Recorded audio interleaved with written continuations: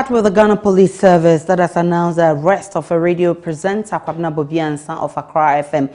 The Accra Regional Police Command says they picked him up in connection with an alleged case of publication of false news and offensive conduct. The police adds his arrest became necessary after he turned down several invitations from the police to him and others involved in the case to assist with investigations. Court correspondent Kpebu is on this beat. We can now speak with Martin Kpebu, who is a constitutional lawyer, on what the law says on the publication of false news and offensive conduct. Counsel, there are those who feel it should have been a civil case rather than one involving the state. What's the law with regards to publication of false news and offensive conduct? Yeah, so Aisha, yes, we have the law directly on this matter. That's a criminal aspect. You see, earlier on you referred to the civil one. Yes, the criminal one is section 208, the popular causing fear and alarm. Yes, or fear and panic. By the law, fear and alarm.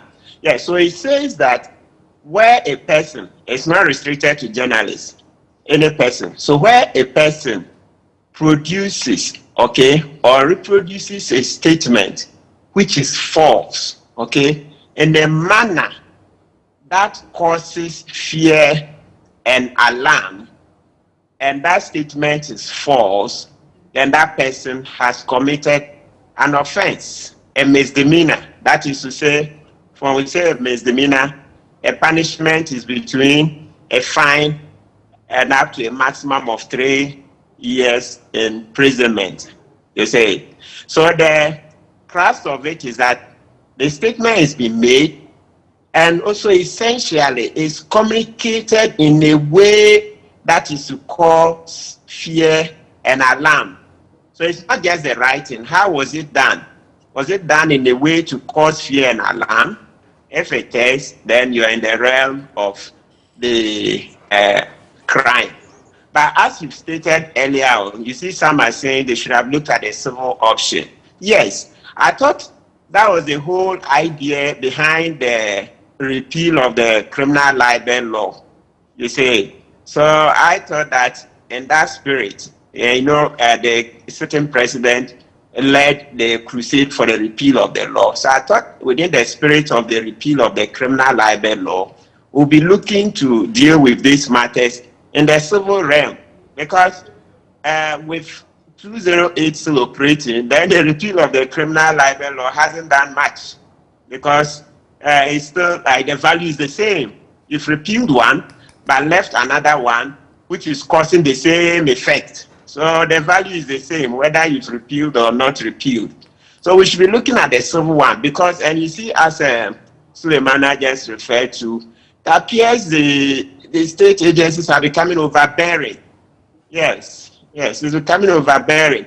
Because, people in their efforts to hold government accountable, especially journalists, it's a constitutional duty under Article 162, Clause 5, right? That journalists hold the government accountable. Okay.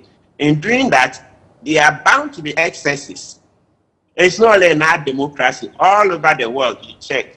In trying to hold government accountable, journalists are bound to make mistakes because we are all fallible.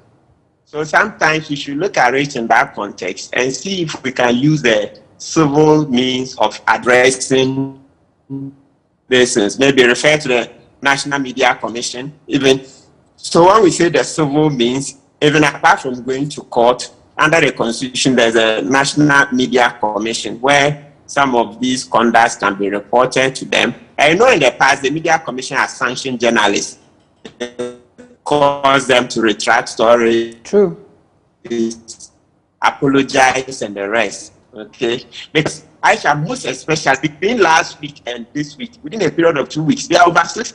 You remember last week, it started with Captain Smart, who was granted bail before 11 a.m.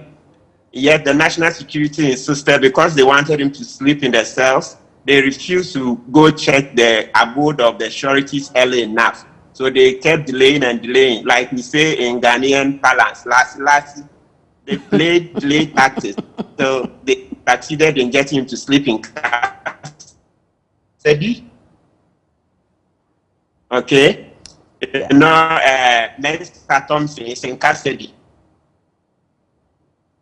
I don't know if as of the last 2 hours he's been released, but it's in custody over a story that, I mean, yes, it may be false, but you're going to court. It's not against the number of journalists that have suffered it's quite high. It's not, and Mensa Thompson is in the media space. It's sending bad signals, very bad signals. I'm grateful for your time. Martin Kpebu is a lawyer, a constitutional lawyer, and he's been explaining the law behind publishing false information.